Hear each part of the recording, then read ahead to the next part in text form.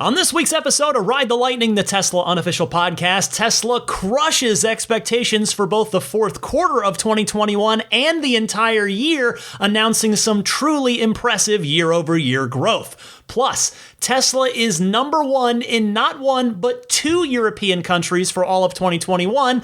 The Model S Plaid gets a software update to increase its top speed, and more.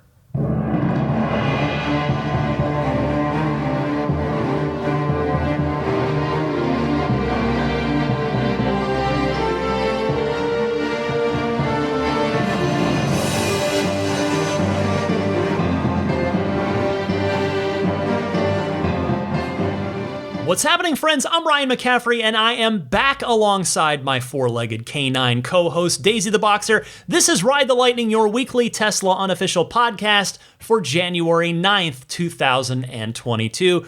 It's good to be home back here in San Francisco. I'm very grateful to have made it through my travels without Omicron getting me or my family as well. I hope all of you are out there staying healthy too, while hopefully still enjoying some time with your loved ones over the now completed holiday season. Hey, before I get started, I just wanted to send out a quick thank you to listener and Patreon backer Ed Sullivan for helping me out with a little post-processing magic that made last week's show, which, as you may remember, I recorded in Arizona, different microphone, forgot my pop filter.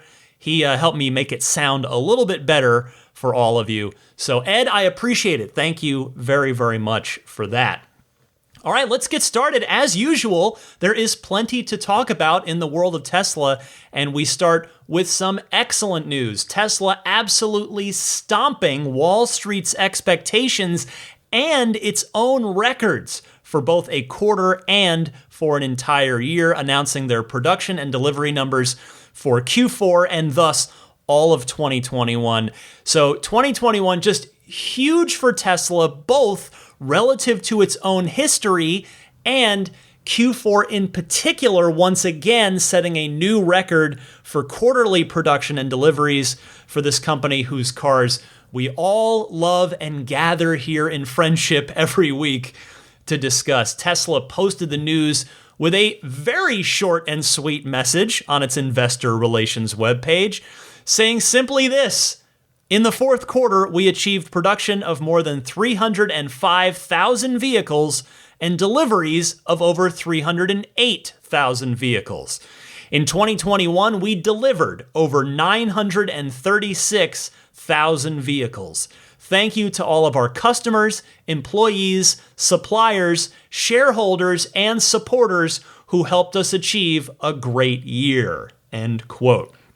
All right, so you've got those numbers simmering in your brain right now. Let's break this down a bit and talk through what this means. First, I want to note that Tesla did this with half of their four-vehicle lineup sitting out for practically the entire year. Remember that. You know, the new S and the new X were both completely off the market from January 1st until June, when the first Plaid and the first couple of new long-range Model S's first started to trickle out. But it was a trickle.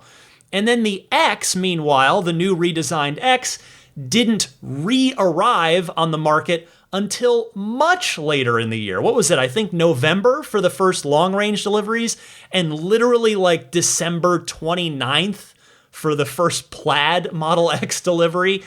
Now, for the entire year of 2021, it was about 911,000 Model 3s and Model Ys, and a total of 25,000 deliveries of S and X combined.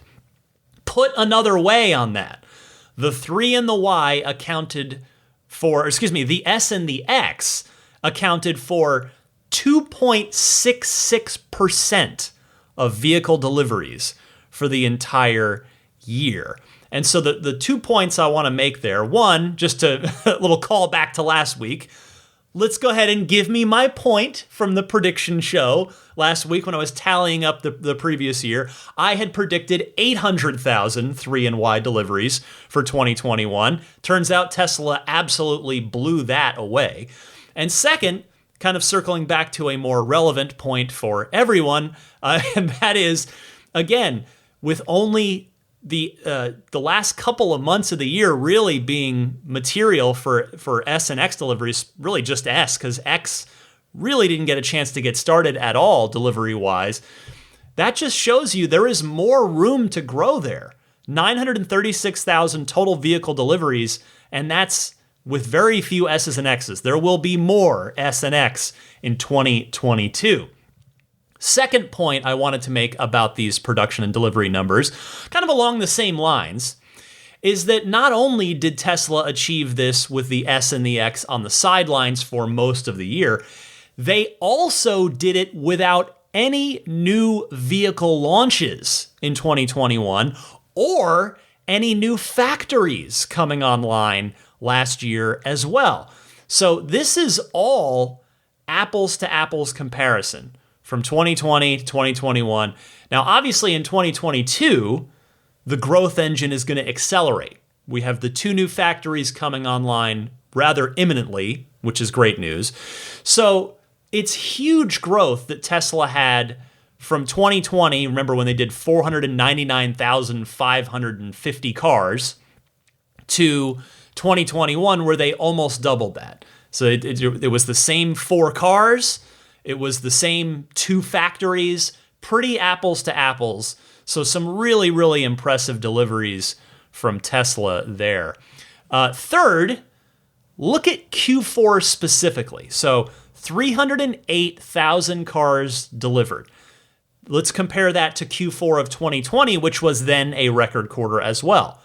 180,570. So not quite doubling deliveries year over year, but that does represent a rather substantial jump of 70% increase year over year. Both Fremont and Shanghai were doing some seriously efficient work. Now, to be fair, I know I just got done talking about apples to apples. Maybe not quite. We have to just put this very important asterisk on 2020. Both factories were shut down entirely for a time in 2020 at the start of the pandemic. Shanghai, not too long. Fremont ended up being 6 weeks of a shutdown.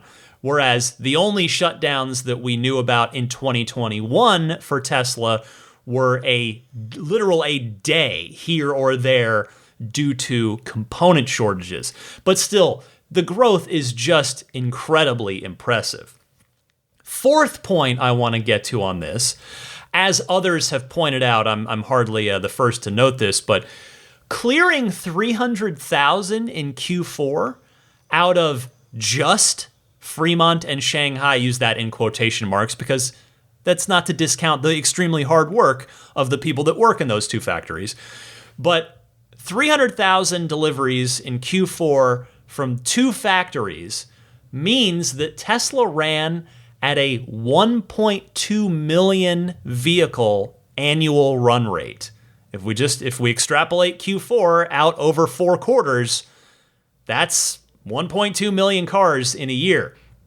The question then being, can Tesla sustain that moving forward? Recent history suggests they can and they will, because as I've said, they've been setting quarterly production and delivery records pretty much every quarter for a while now, and that's regardless of seasonality. And by seasonality, I'm referring to how Q1 traditionally is the slowest of the 4 quarters, Q4 traditionally the biggest of the 4 quarters. Now, Elon has already, I think, wisely tempered our expectations by reminding us that Texas and Berlin, when they do open, hopefully very, very soon, they are going to need time to fully ramp up. He said it will take a full year for them to both fully ramp up to their maximum production capability.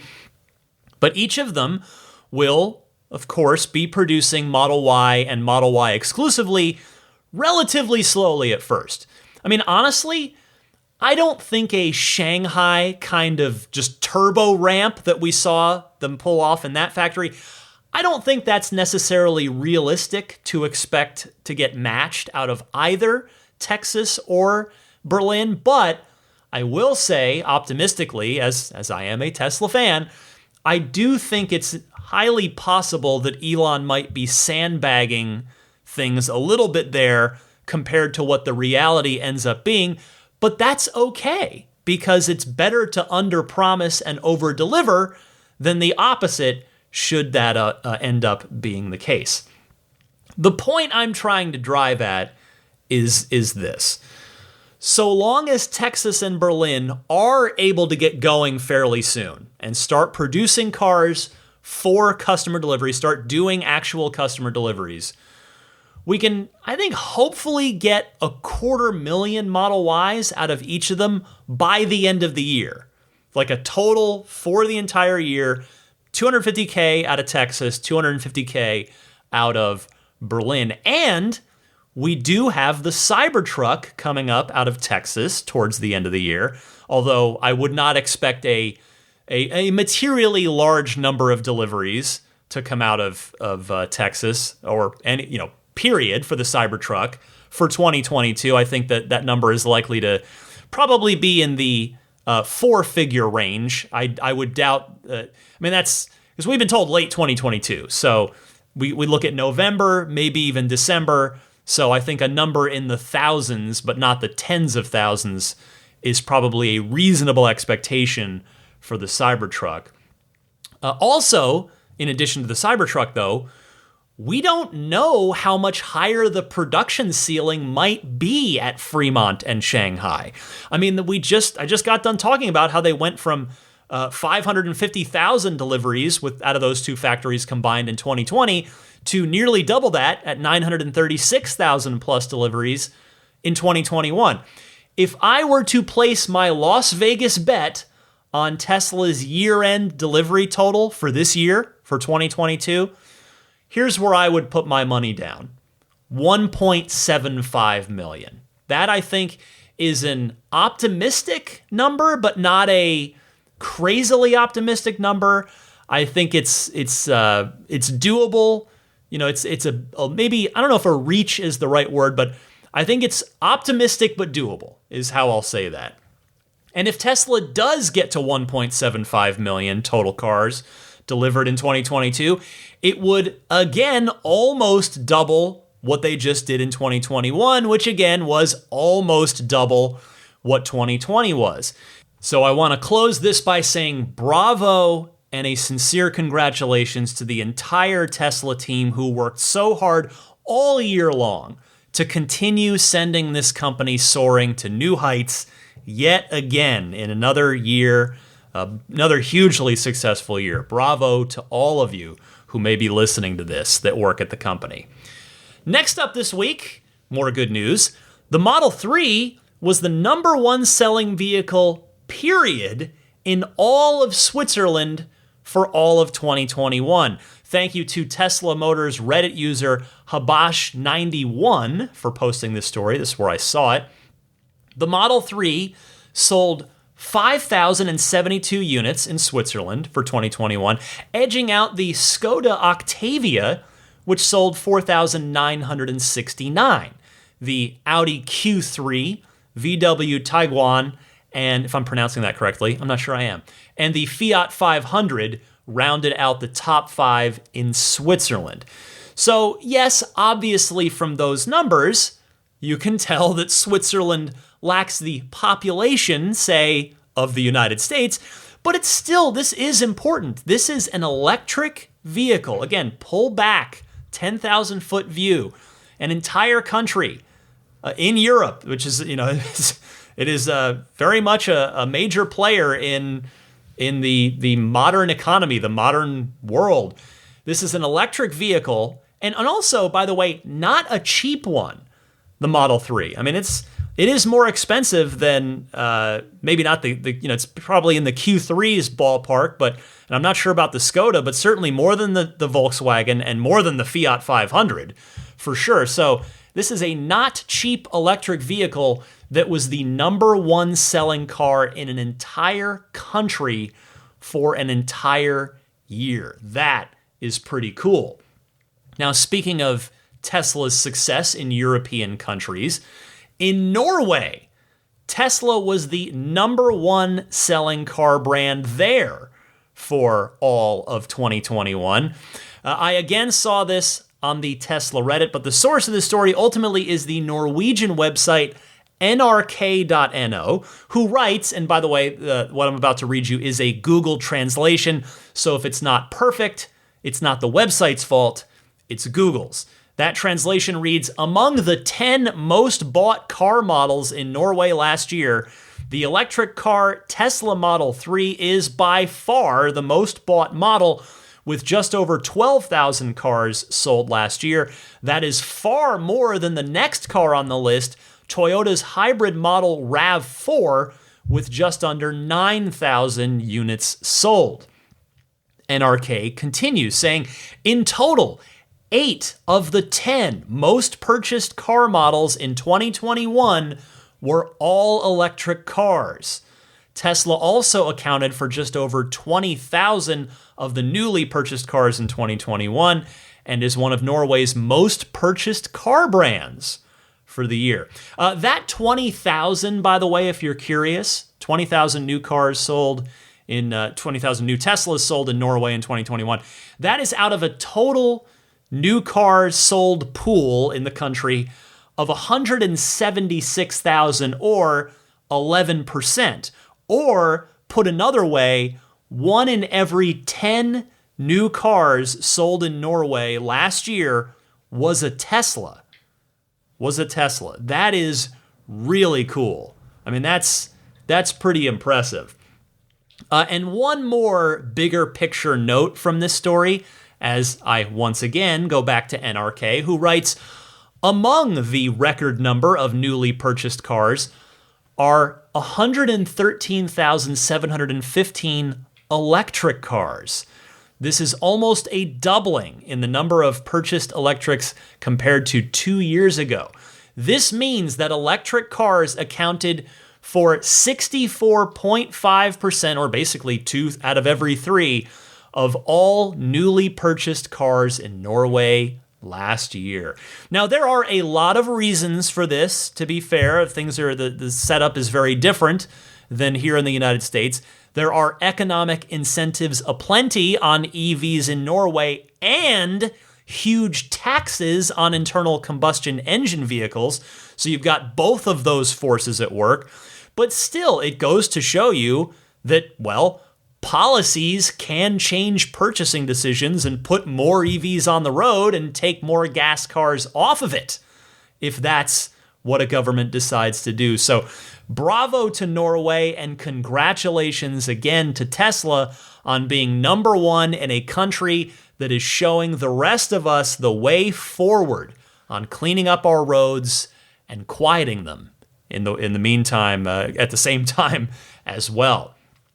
Next this week, a quick follow-up to something that I talked briefly about last week and teased in the opener today, and that is track mode for the Model S Plaid.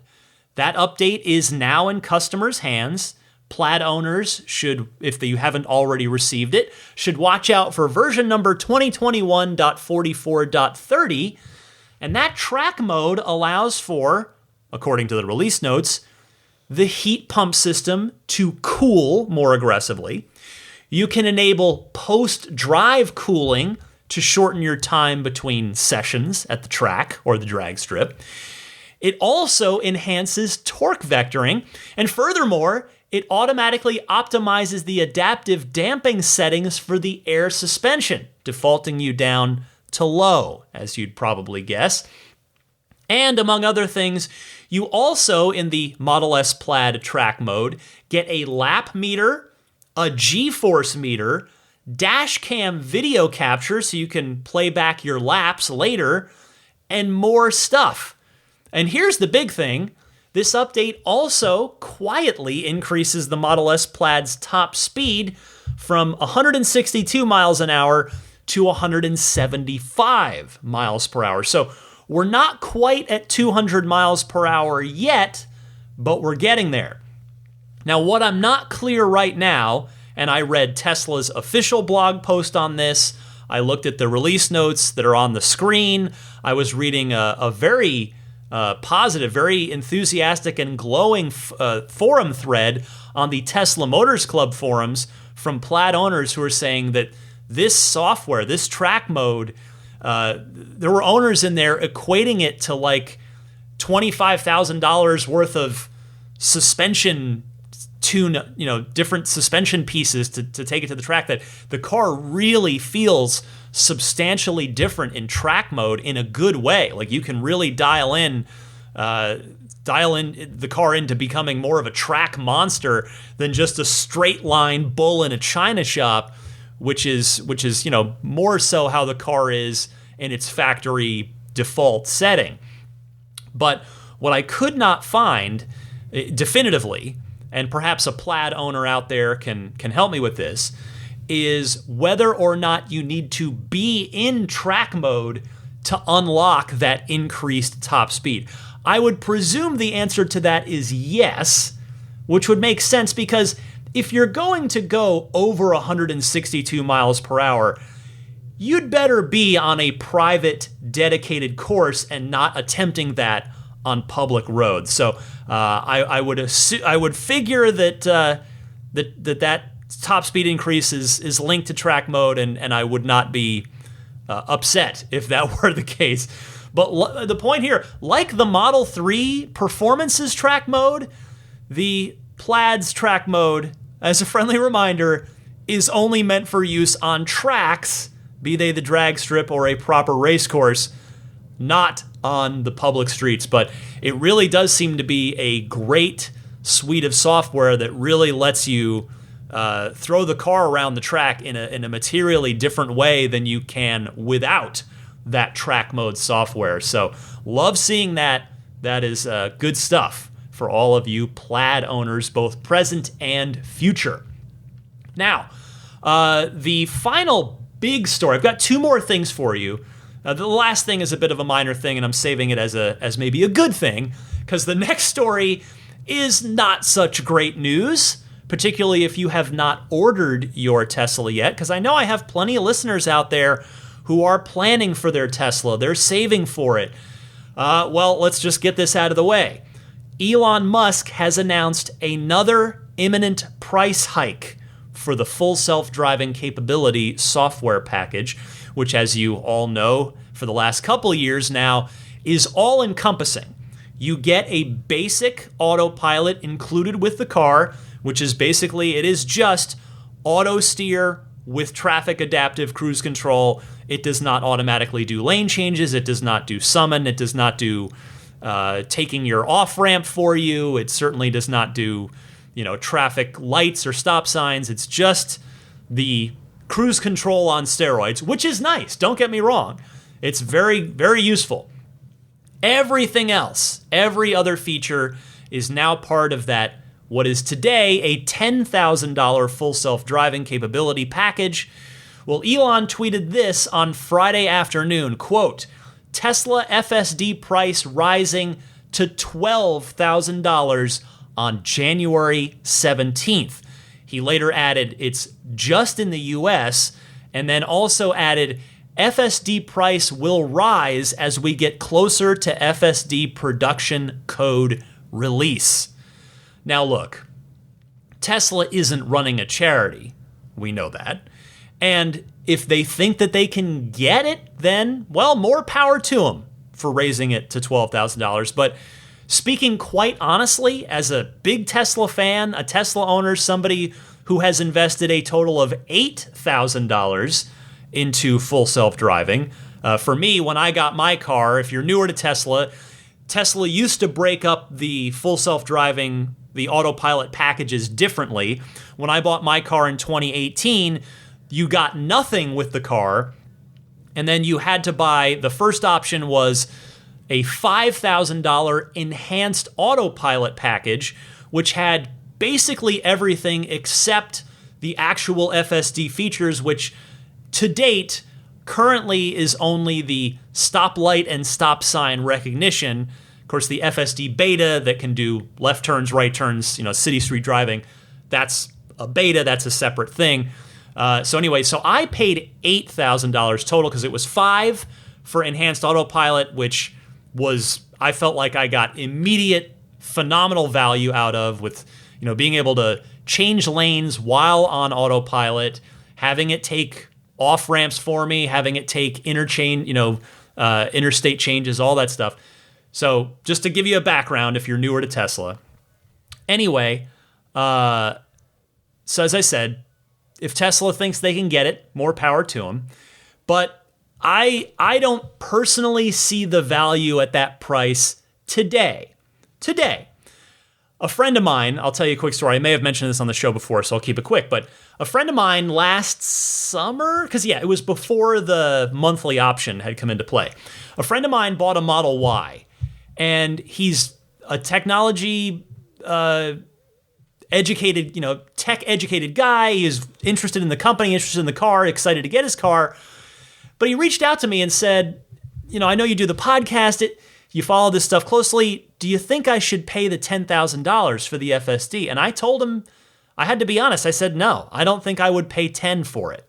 And I told him that, well, the monthly option was supposed to be coming, and it did indeed arrive. And so obviously at $12,000, my answer is unchanged there. Now, yes, Elon believes that level 4 is coming. Talked about that last week in his interview with Lex Fridman. And yes, I will also very honestly and sincerely say that I have personally watched the FSD beta get noticeably better over the past few months that I've had it, however long it's been now. But what I would say is it's always wisest to pay for what you get today rather than what is promised. And if you don't believe me, you can ask any Model S or X owner who paid for FSD back in 2016. A number of those folks have already moved on from those cars without really seeing anything for the money that they spent for FSD.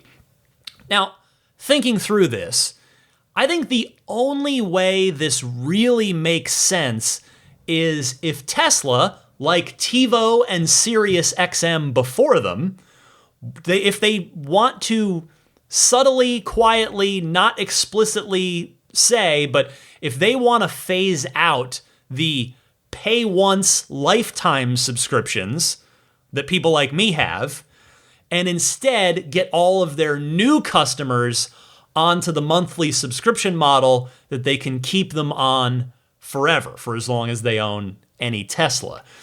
And for now, if you're curious, by the way, as you no doubt are, the $200 monthly price will be staying the same. That will not be going up as the buy it outright price will be. So it's still going to be $199 per month. Elon posted a follow-up tweet answering that, saying, monthly subscription price will rise when FSD goes to wide release. So we don't know when that will be. Is that going to be this year?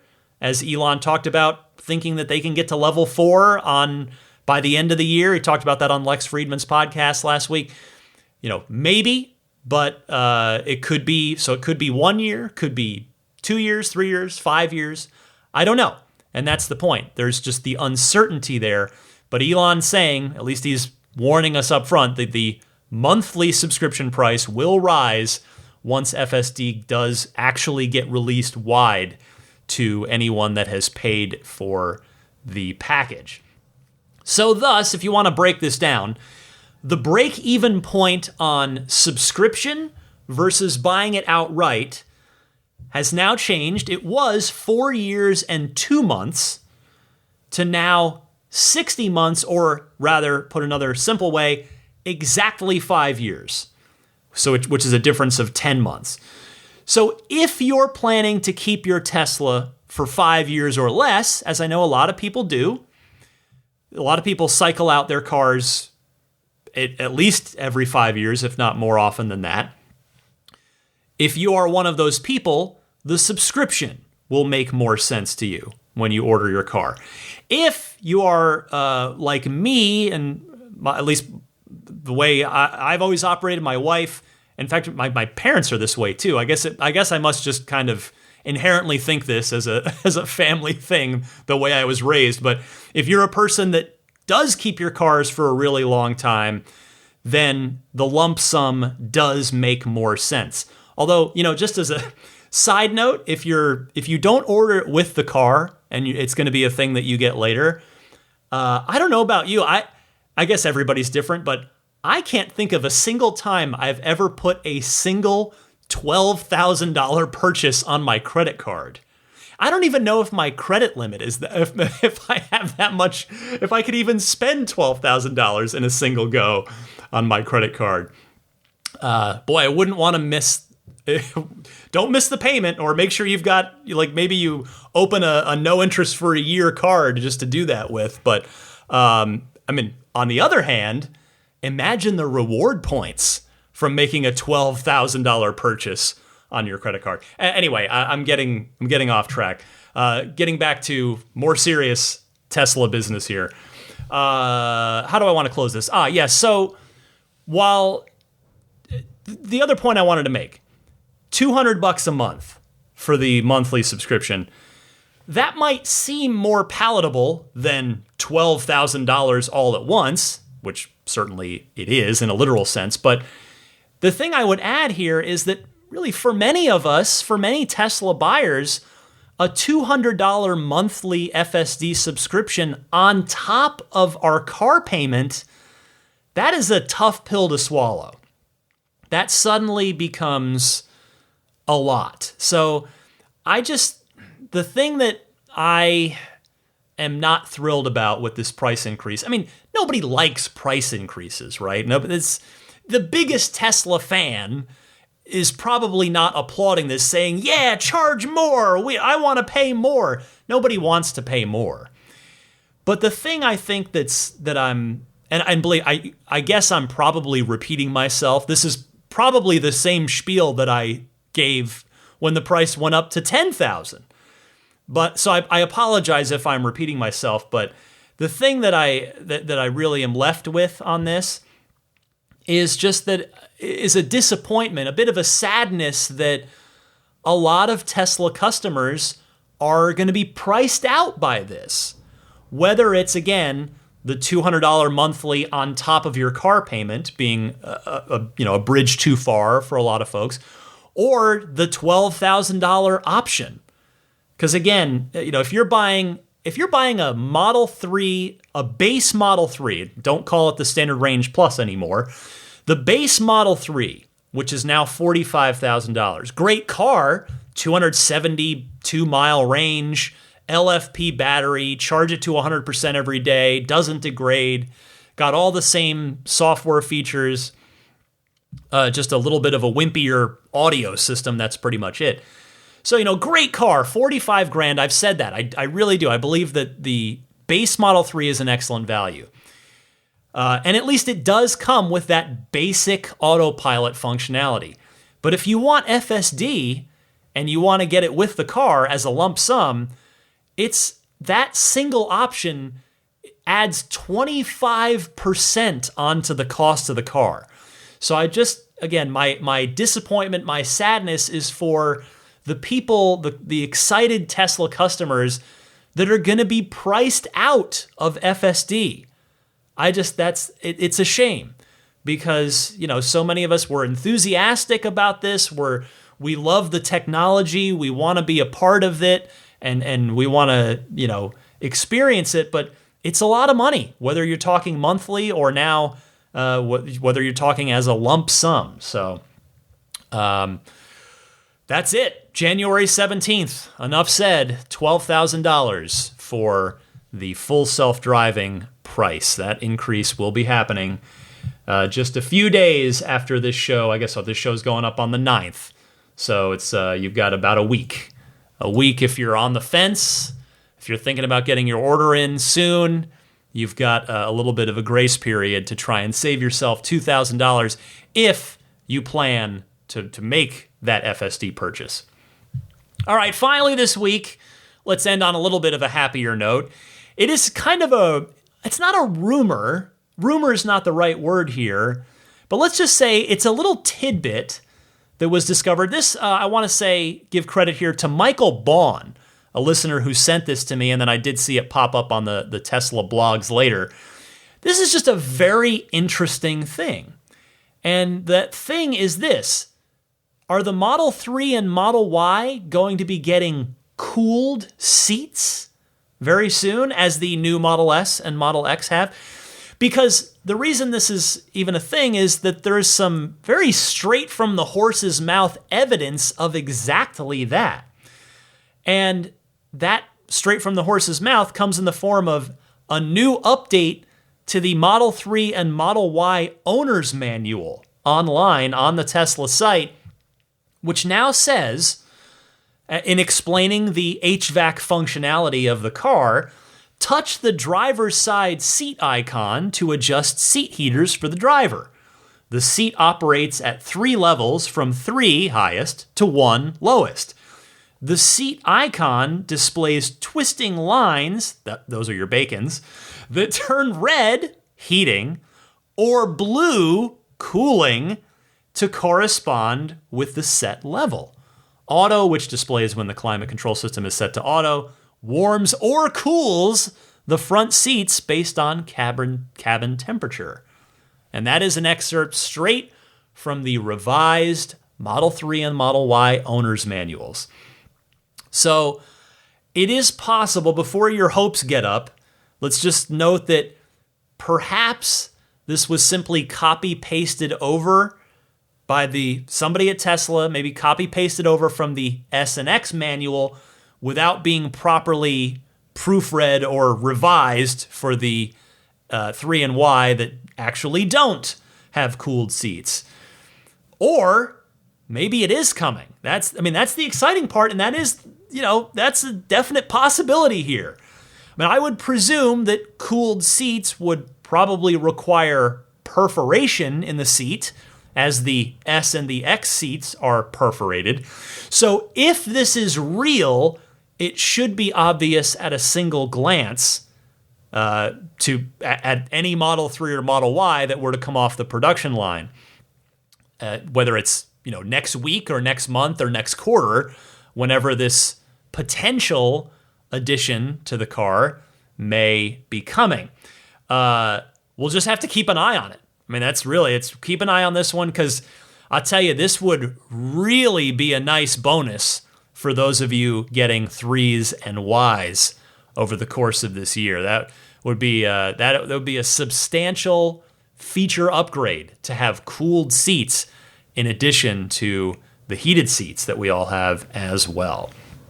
All right, that is everything I've got for you in the world of Tesla news, but as I promised last week, I'm going to get back to the Ride the Lightning hotline. I've got so many excellent topics, a lot of great calls from you guys in the Ride the Lightning hotline, so we'll get right into that right after this. This is Steve Downs, the voice of Master Chief, Sierra 117. You're listening to Ride the Lightning, the Tesla unofficial podcast. That Cybertruck looks a lot like a warthog, doesn't it? Master Chief, out.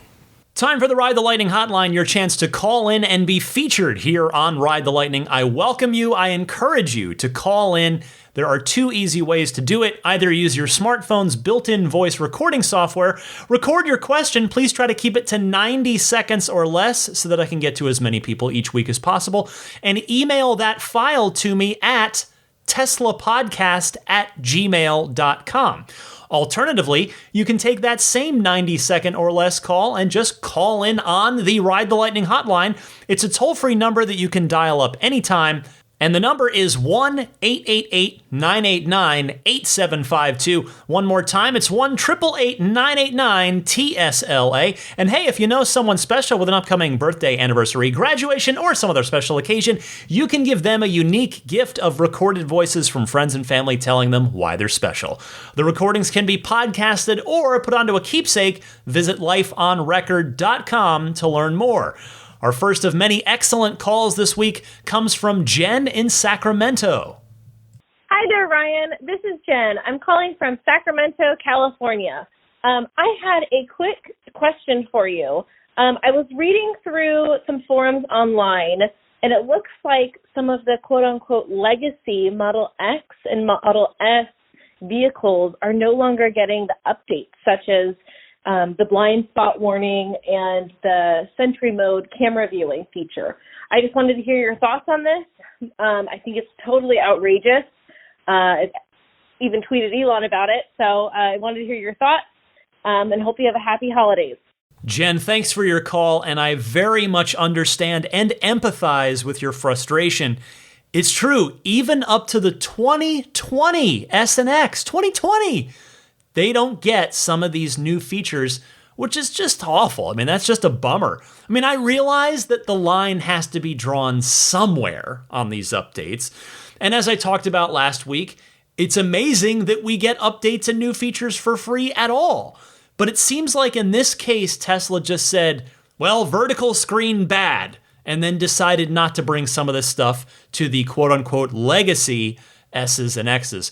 For instance, on the blind spot camera with the turn signal, as I mentioned, last week, I guess, why can't that just be displayed on the left or right side of the instrument cluster, the second screen behind the steering wheel, depending on whether the left or right turn signal is activated? I fully support your Elon tweet, Jen. If you can catch his attention, or if someone can, or if enough people can, then perhaps it will make him go and ask the software team, who, by the way, again, worked incredibly hard and did an awesome job delivering this in time for Christmas, to just go and take another look at least some of these features that aren't being pushed to those legacy S's and X's. Jen, I am happy to air your call and add my voice to the cause for whatever that my voice may or may not be worth. But Happy New Year to you. Thank you so much for calling in. And we'll stay out in California and talk to Dave from San Francisco. Hey, Ryan. This is Dave from San Francisco. I have a question about the extended warranty for those of us that have cars approaching the end of the warranty. I was wondering whether or not you purchased the extended warranty, because I know you're either getting close or already there. So anyway, that's my question. I'm seriously considering it.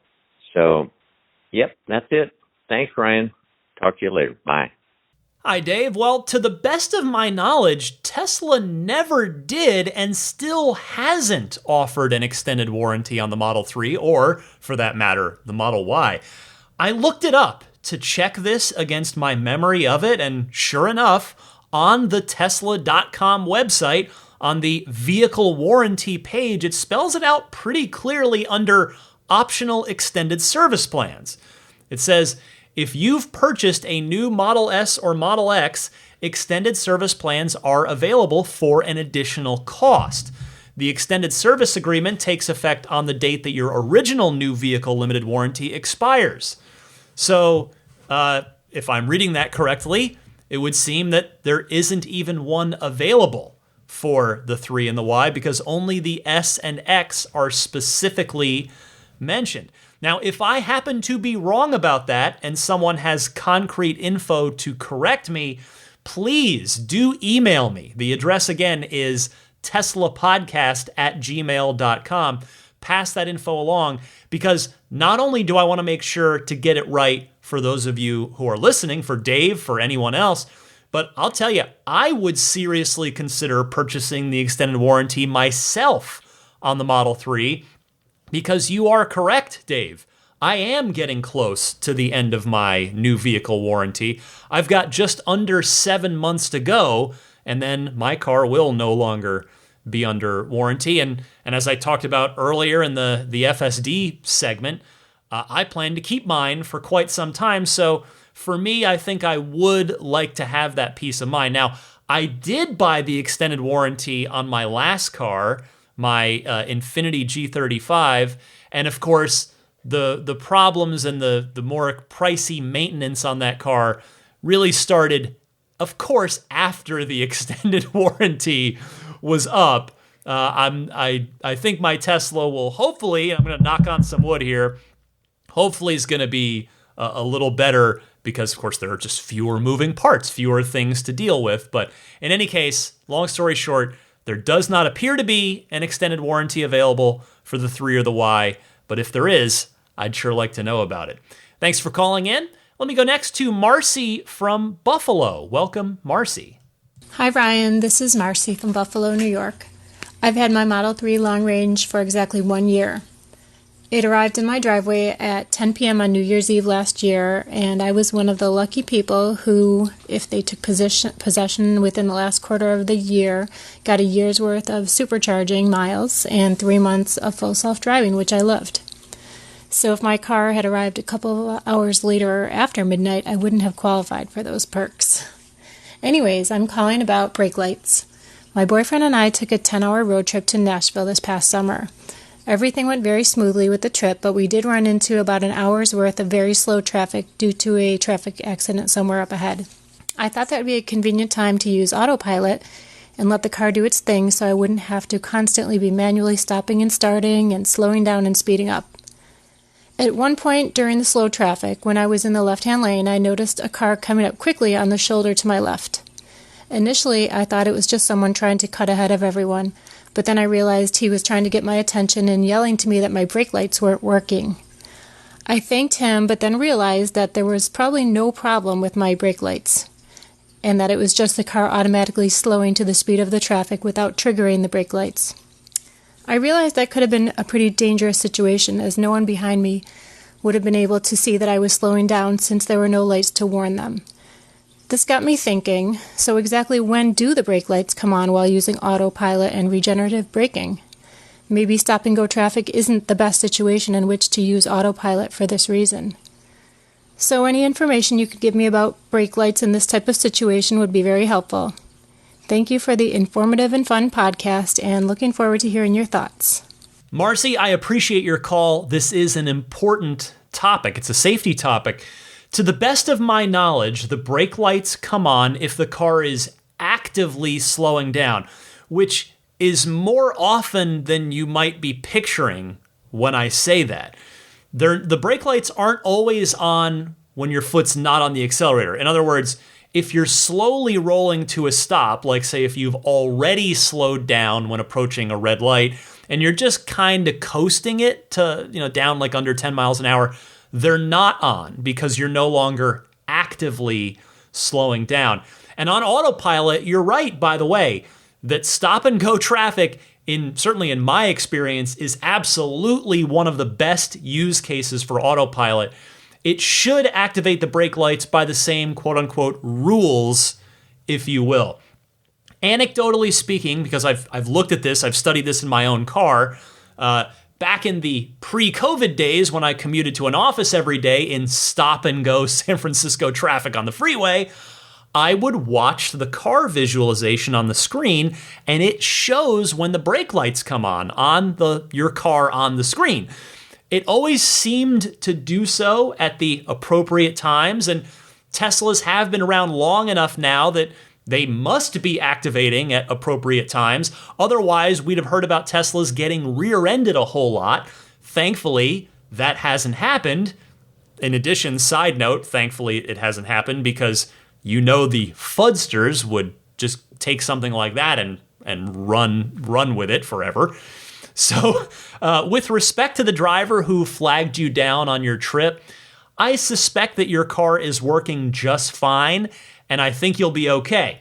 The next time you are both out in the car, have your boyfriend watch the in-car visualization while you're driving, and he'll be able to monitor it. Then you will both get a better idea of exactly when the brake lights come on and when they don't. So I hope that little explanation helps, and thank you very much for calling in. Next is Bill from Connecticut with an autopilot speed setting suggestion. Hey Ryan, Bill from Connecticut. I was calling to talk about a feature that I'd like to see come to the Tesla fleet in the future around the autopilot set speed and offset. Whereas you can go into that autopilot menu and set a speed limit and an offset, either a fixed offset or a percentage in either miles per hour, kilometers per hour, or if it's a percentage, the percentage above or below the posted speed limit on the road that you're traveling. And what I'd like to see is maybe some granularity between city, rural, and highway driving. Because for me, that offset, I currently offset it fixed plus 8 miles per hour or so. And what I notice is that just doesn't do well between city and highway. And again, not every road or situation is going to lend itself to this, but I'd like to see some granularity where you could set maybe a different offset, either fixed or percentage, for your city driving versus your local, rural, or highway driving. So just want to see what your thoughts were on that. I thought it'd be a cool feature, and if anyone from Tesla is listening, maybe they can take that back and see if we can make that happen. Appreciate all you do, Ryan. Thanks for the podcast. Happy New Year, and be well. Thanks. Bill, thank you very much for your call. I agree with you 100% on this. I set up my car the exact same way you do. Fixed offset of plus 8 miles per hour. And your suggestion only becomes more urgent when you're using the FSD beta. I'm not sure if you have had a chance to use it yet, but for me, the plus 8 is too much on a 25 mile an hour city or neighborhood street. I don't want to be going 33 miles per hour on those. But plus 5 miles per hour, which is what I lowered it to for a little while after I got the beta, I find that that's not enough on highways. So yeah, I am with you on this. It would be great to have separate settings for different types of roads, which I imagine Tesla could implement via GPS. But maybe another way to do it, perhaps an easier way, so to speak, I say, because again, I'm not a programmer, I'm not a coder, I'm not a software engineer. But maybe what about this? Separate it by different speed ranges. For instance, I would want to have a 0 mile per hour offset if the speed limit is 25 miles per hour or less. I would want to have a plus 5 mile per hour offset if I'm in the 25 to 45 mile per hour speed limit range, and a plus 8 mile per hour offset for any speed limit of 50 miles per hour or higher. So that's what I'd like to see. Maybe that would work for you as well. I love your idea. I hope the Tesla team hears this and maybe considers it. Next call is Mike from Los Angeles. Welcome, Mike. Hey, Ryan. My name is Mike Pepe. I'm from Los Angeles, California. And I've been listening to your show for about 6 months now. Become a huge fan. Also a big fan of your work over at IGN. Thank you for everything that you do. The show is awesome, and I placed an order for my Model 3 in first week of September, and I'm finally slated to take delivery later in January, possibly the first week of February, but it looks like it'll probably be in about 2 weeks. I'm very excited. I've been wanting to order this car for about 5 years, probably a bit more, slowly saved, and it's time to finally do it. Very excited. My question is this. I live in LA. I know that you live in San Francisco, and I live in a townhouse in Los Angeles, a condo, and I have underground parking, which I'm not able to, very unfortunately, have a charger down there. I've asked my landlord and we've worked on it, but it's just unfortunately not possible. Luckily, my work does have some charging capabilities, currently only drip charging through a 120, but I am going to be upgrading that to 240. Having said that, I can't really use that all the time. Luckily, I live very close to my business, only about 7 miles. So my commute isn't far, but my question to you is this. I listen to your show a lot, and I haven't heard you talk too much about public charging solutions, obviously level 2 solutions, for Tesla owners, specifically in metropolitan areas where a lot of us live in condos, apartments, townhouses, things of that nature. I've heard of Volts, I believe, is one company, of charge points. obviously I don't want to be paying too much for energy, considering one of my main reasons for having this car is to not pay for gas. So my work solution is something I can use about once or twice a week. But in between that, I'm wondering if you have any recommendations for best public chargers, level 2s that I can use or that other people in metropolitan areas can use. I heard Volts apparently can give you 45 minutes or to an hour for free of charging, which is really cool if that's true. So anyway, thanks again for all the work you do. I think you're awesome and love the show. Keep it up, dude.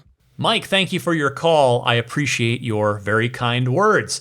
Let me do my best to help you here. First of all, congratulations on your upcoming Model 3 delivery. If you were to go back to the early episodes of this podcast, which, by the way, you don't have to do, but if you did, you would learn that I, too, waited and saved and planned for a long time, many years, just like you did. So I can tell you from personal experience that your delivery day is going to feel really, really good. Anyway, yes, charging infrastructure is such a critical part of the EV movement. Apartment and townhouse charging, vital to convincing a lot of people to make the switch away from a gas car. You mentioned Volts. I confess I'm actually not familiar with that one. I'm not sure if we have it here in the San Francisco area. But yeah, there are a bunch. I would recommend downloading a couple of apps onto your smartphone. One is called A Better Route Planner, and the other one is called PlugShare. PlugShare in particular will help guide you to so many, just a ton of nearby chargers in your area, whether they are Tesla chargers or not, like Tesla official, superchargers. One word of warning, though, for you. A lot of public chargers, and to be fair, Tesla superchargers aren't exactly exempt from this, but a lot of public chargers are expensive. As an example, at my old office's parking garage, they had an EVgo charger in there. That was, if I remember correctly, and I think I do because it really stuck in my brain, 52 cents per kilowatt hour. To give you a little context for that, here at home, I pay 13 cents per kilowatt hour, so 4 times more than what I pay at home. And if you do the math on that 52 cents per kilowatt hour is about the same as just putting gas in a gas car. So just watch out for that. But my general recommendation to you is this. I would suggest just hitting a Tesla supercharger once a week, which should be all you need since you said that you have a fairly short commute. It's more expensive than home charging, but not as expensive as some of the other level 2 public chargers, and you won't have to spend as much time as you would having to make more frequent little trips to other public chargers. And the other part of it is, not to speak ill of any others, but superchargers just work. You back into the parking spot, you plug in, and that's it. It bills to the credit card on file with your Tesla account. Nice and simple. That's why I like it. I hope that helps you, Mike. Thanks again for your call. Next is David from Dublin with some reactions to version 11 software. Go ahead, David. Hey Ryan, it's David calling in from Dublin in Ireland about version 11 software. I suppose we're all going to have our list of likes and dislikes. What's really struck me is 2 things. First is a warning for anybody else this has happened to, and that's that when the upgrade downloaded, for some strange reason, on the walkaway lock menu option, it ticked the not when you're at home, exclude home setting, which I've never used in my life. And so for the last week, the car has remained unlocked at home for me. I only realised it by accident. So I don't know why it did that, but obviously potentially disastrous consequences. So just a warning for everybody else, just to double check that it hasn't automatically checked the exclude home for some reason. My second observation is, as much as I love the blind spot camera, which is one of the, I think we'll all agree, is one of the best new features that we've all seen in a long time. If you're on the phone, and you hit the turn indicator, the camera picture blocks the phone, so you can no longer end the call or do anything like that. And it does the same for directions. If you've got your Spotify or your radio full screen, where the mini directions used to appear up at the top of the side of the screen, they now appear at the very bottom, and if you hit the turn signal, they're gone, they disappear. I don't know why they can't just implement merging the two things, overlaying one over the other, or moving the one of the screens. It seems like a bit of an oversight. And to be honest, a lot of the software, even though it's taken 2 years for it to appear, seems like it really is lacking a bit of ergonomic stability for all of us. But there you go. All good feedback here, David. Thank you for your call. I hadn't noticed the blind spot camera covering up those other UI elements, but I agree that this is definitely something of a design oversight, or at the very least, something that needs to be addressed. I'm sure you were as glad as I was to hear Elon address the feedback on Twitter and suggest that there are improvements coming, many improvements. I mean, there's no way the Tesla software team isn't making a triage, well, has a triage list of things to address first. I mean, you heard my criticisms on the podcast, last week or the week before. I'm confident that it's gonna take a noticeable step forward very soon. It kind of reminds me, in the sense, the way I feel about this now, of major Apple iOS updates. As somebody who's an iPhone user, I'm at the point now with Apple updates where I wait for the 0.1 version before making the big upgrade. Hopefully Tesla does not drive me to that same mentality in the future. A couple more calls here. Next, let me go to Dave from Boston. Hey, this is Dave in Boston. Hi, Ryan. I've been listening to you for a long time. Love what you do. I never called in before, but I really kind of have a different view on the software UI update that just happened.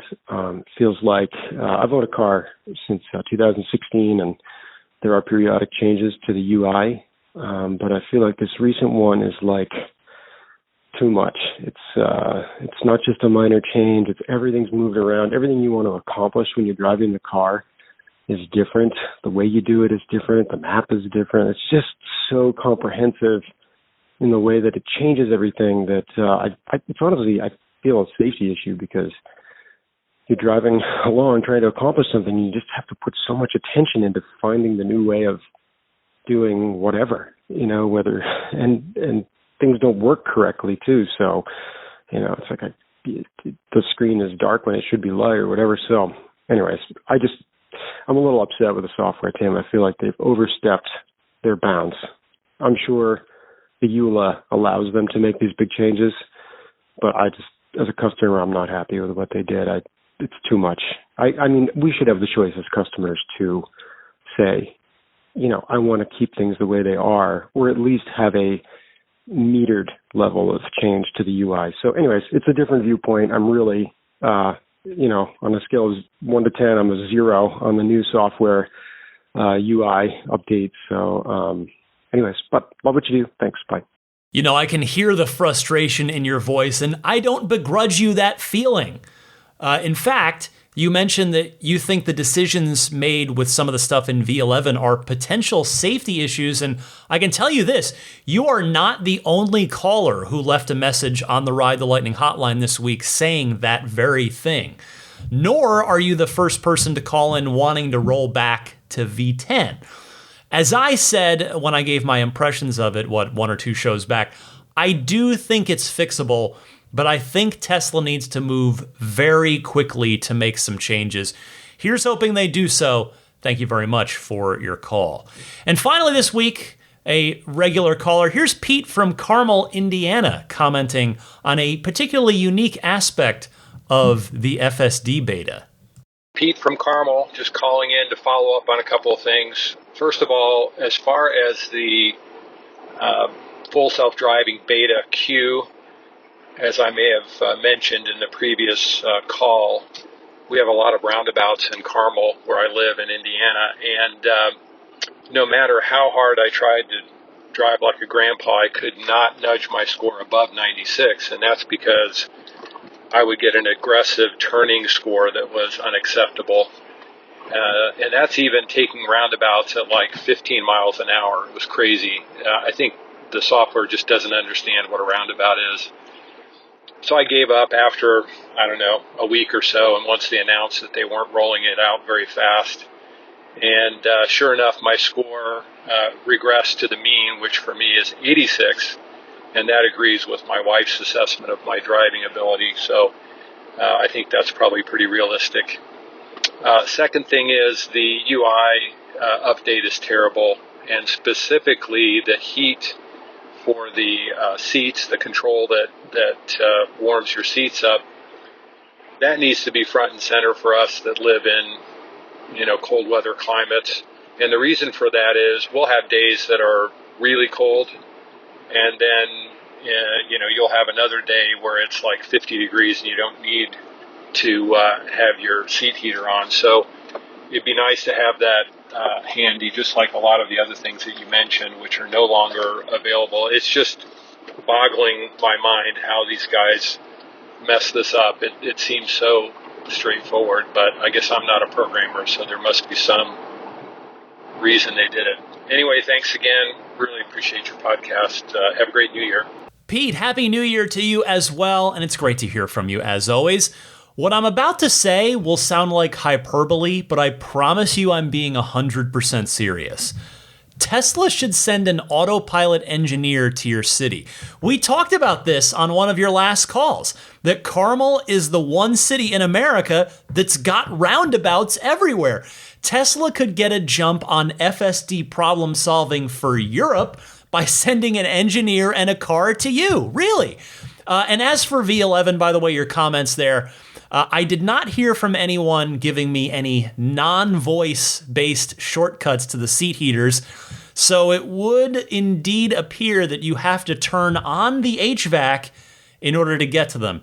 Very strange. Again, here's hoping Tesla has a fix for that particular self-inflicted problem very soon. Thanks to everybody that took the time to call in. Keep your phone calls coming. I will get to more calls next week, but don't go anywhere just yet. The podcast isn't over. I've got a little bit more, including your pro tip of the week, coming up right after this.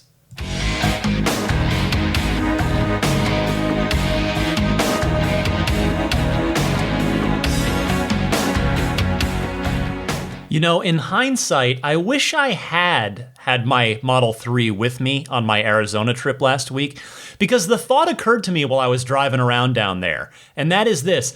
I'll bet the full self-driving beta feels pretty darn good on Phoenix area roads, because they are all so beautifully wide, multi-lane, flat, laid out in a nice, logical, straightforward grid pattern, unlike the twisted nightmare that is San Francisco roads. If I have any FSD beta testers listening down in the greater Phoenix area, I wonder if you folks generally feel even more confident in the FSD beta than people in other areas do. It's kind of an interesting thing. I hadn't really thought about it until I was down there. Anyway, your pro tip of the week comes from Carrie in Northridge, California. Hey Ryan, this is Carrie from Northridge, California again, with a pro tip regarding recording to a USB drive.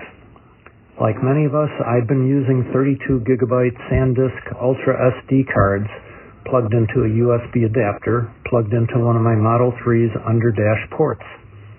I realized a few weeks ago that the camera was no longer showing up on my display. I took it out of the car, checked it on my computer, and saw that the disk wasn't full, but it was no longer recording. Then I started getting error messages about a USB drive not working, so I scheduled a mobile appointment. The ranger came out and told me that the USB cards can't handle the speed any longer due to software updates. He recommended I purchase a Samsung T7 1TB SSD drive. They're under $100 and available at Best Buy, Amazon, and lots of other places. I did. I tried to format it in the car, but that didn't seem to work, and it didn't start recording. So I brought it in the house and added a TeslaCam folder to the root directory. Now all is well again. With such a large drive, I don't expect to have to worry about the disk filling up for a very long time. Thanks for everything that you do, Ryan. I'm out. Carrie, thank you so much for sending this along. This is a great point. If you have any trouble with your Sentry Mode / dash cam suddenly ceasing to work, this is probably why. I will resist the urge to plug puretesla.com /RTL right here, because I'll do that in just a minute. But in all seriousness, I do appreciate your call. And if anybody else out there has a pro tip of the week that they would like to share with me and the rest of the Ride the Lightning audience, you can send that in the same way that you send in the regular Ride the Lightning hotline phone calls. Before I go, let me mention some friends of the podcast, starting with the excellent folks at abstractocean.com, the home of so many wonderful aftermarket Tesla accessories. Again, I encourage you to just go there. Just go to abstractocean.com, browse around. You can search in any number of different ways, including by Tesla model, so you can just see everything they have for your car, and just see what they've got. A ton of great lighting kits, et cetera, et cetera. The tempered glass screen protector that's now on its 4th gen version. It's even better than ever. The Corning glass, which is the same stuff that Gorilla Glass uses. Take a look at all of it, and then when you've got everything that you like piled into your online shopping cart, type in the coupon code RTLPodcast at checkout to get 15% off of your first order. That's RTLPodcast, all one word for that coupon code. Next up, the snap plate for folks like me that are but required by law to have a front license plate, but don't really want one. So you want it to look nice and be something that you can get on and off fairly easily if you want to either, wash the car, take it to a car show like a, Cars and Coffee kind of thing. If you want to take it off for whatever reason, but put it back on for if you're going to be parked at a parking meter, if you're going through a toll road or a bridge or something. Get yours at everyamp.com/RTL. Again, that's everyamp.com/RTL. They've got them for the S, X, 3, and Y. They go on and off in seconds, but they do so securely. It's paint safe, grill safe, radiator safe, autopilot safe. Nice, clean, minimalist design. No automotive adhesive involved here. Everyamp.com/RTL. Next, Immaculate Reflections. If you and your car are in or going to be in the greater San Francisco Bay Area, there is really nothing more appreciative you could do to show your car how much you appreciate that it gets you around safely on a daily basis than to take it to Immaculate Reflections for a spa day. Maybe you want to get paint correction, get that finish looking as good as it possibly can. Maybe you want to get the paint protection film on the front of the car or all of the car. Maybe you want to get the ceramic coating so that you don't have to bother waxing it for the next 3 to 5 years. Water will just bead off of the car. I am a believer myself. I have my car ceramic coated by Immaculate Reflections, and it's great. It's just helps the car look and stay nice and clean. Anyway, book in with Immaculate Reflections at irdetailing.com. Mention in your email, in your communication, that you're a Ride the Lightning listener, and there is a nice little discount waiting for you, so take advantage of that. Meanwhile, the aforementioned puretesla.com/RTL sells you a one-stop, just a nice, easy kit, one-stop shop for your dash cam and Sentry Mode needs. It's $49 for the 128 gigabyte kit, $69 if you want to step up to the 256 gig. Comes fully formatted, right into the package, straight into your car, ready to go. Ships free anywhere in the US. They also have the nice wireless game controller kit, just the nice low-profile, slim game controllers for playing video games in your Tesla. So you can get either of those products, the Dashcam Sentry Mode Kit or the wireless game controllers, at puretesla.com/RTL. And then Jada. They've got the Jada Tray, the Jada USB hub console, the Jada wireless charging pad for the older Model 3s like mine. I am a big fan of Jada. They make very high quality products. I've got the tray in my car. I've got the wireless charging pad in my car. Very happy to have both. They look factory. They look like they're OEM, which I appreciate. Very well made. And the wireless charging pad in particular, if you've got an older Model 3 like I do, it's a great upgrade to add to your car. So for Jada, whatever you buy, any of those products, I've got a discount code for you. Use the coupon code RTL at checkout for that. And please use my referral link. That's the thing I ask of you in return. And that link is getjada.com/REF/8. And Jada spelled JEDA. Finally, let me mention the Patreon. That is the primary way through which you can voluntarily choose to support the podcast. And I hope you will at some point in time. Maybe today's the day, maybe next week, next month. But if at some point I earn your trust, I earn your support here on the podcast. I do this week in and week out. I put a lot of love and energy and research and time into the podcast each week, and I hope that shows. I hope that is obvious as you listen to it. Anyway, you can support me if you choose on my Patreon page. Go find it at patreon.com/Tesla podcast. There are a number of support tiers there, both on a monthly basis, or if you choose to do the annual pledge, you can do that and you'll get a 5% discount on what you would have pledged on a month-to-month basis. So that's a nice little perk, I hope, of going with the annual option. So again, patreon.com/Tesla podcast. I've got a number of perks at each support tier, starting at the sport tier, which gets you early access to each week's episode. And then the next tier up, the ludicrous tier, gets you early access and the monthly bonus episode, which again, as I talked about, I think on last week's show, that is now the full 1-hour group Tesla discussion that I have with the Maximum Plaid tier Patreon folks every month. Those have been really fun conversations, and now you can listen in on it the following month if you're at the ludicrous tier or higher. And then again, there are more tiers, keeps going, take a look, and I would be very humbled and appreciative if you would do that at some point. And with that, let me say, I guess if you want to follow me on Twitter or Instagram, I'm the same handle on both, DMC_Ryan. Again, you can email me anytime at the email address teslapodcast@gmail.com. You can follow/subscribe to the podcast completely for free on any of the major podcast services, including Apple Podcasts, Google Podcasts, Stitcher, TuneIn, Spotify, and I'm also on YouTube, just audio only, but if you do want to listen on YouTube, just search Ride the Lightning Tesla on YouTube. You'll find my channel, and you can just subscribe right there.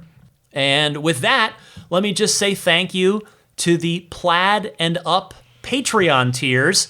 A big thanks, starting with the Plaid tier, George Cassiopo, David Brander, Logan Willis, Jason Chalukas, Tim Hyde, Peter Chalet, Eric Randolph, David Nondahl, Dory and Steve Guberman, Jeremy, Tesla Owners of Taiwan, Ron Lee, Charlie Gillespie, David Perella, Sunil Joseph, Dennis Peak, Jeff Angwin, Chase Cabanillas, the Lydia family, Aaron Altschul, Jared Brown, Jerome Strack, Jamie Dalton, Noel and Lucy Murphy, the Tesla Owners East Bay Club, Paul Casarino, Ryan Natchett, Mike and Barbara from Louisville, David J. Howes, Travis Krenzel, Matt Nixon, the Tesla Owners Club of Wisconsin, Jonathan Zalesny, Rick Dean, not Elon Musk, and T. Kirk Lowry. And I also want to give a special thank you to Joel Sapp.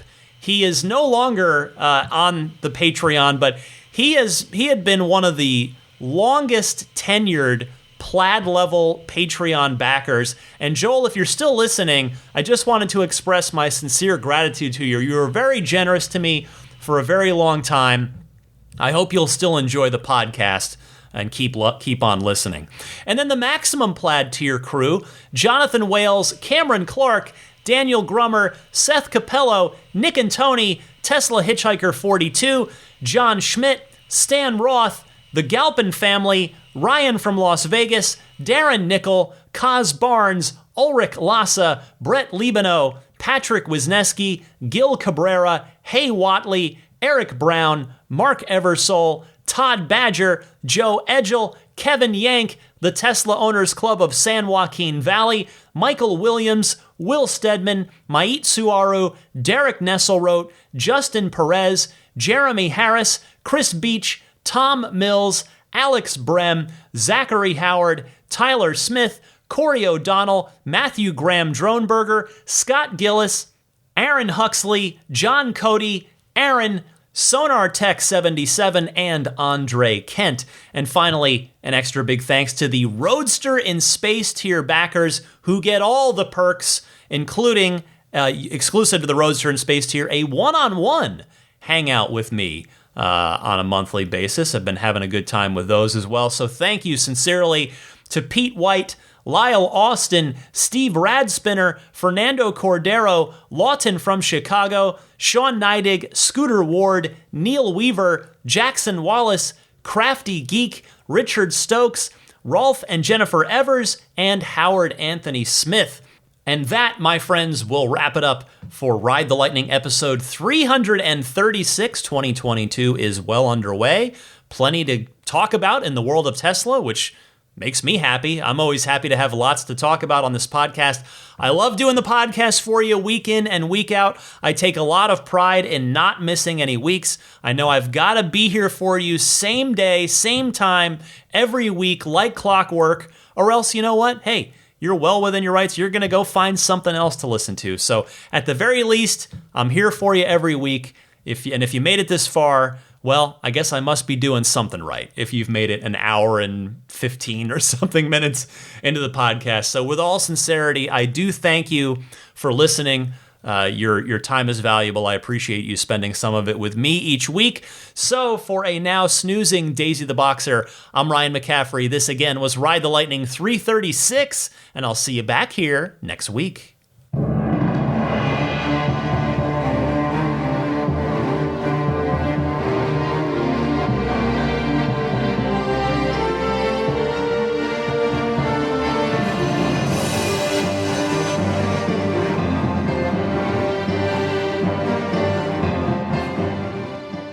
I mean, I think a Tesla is the most fun thing you could possibly buy ever. That's what it's meant to be. Our goal is to make it's not exactly a car. It's actually a thing to maximize enjoyment. It's maximum fun.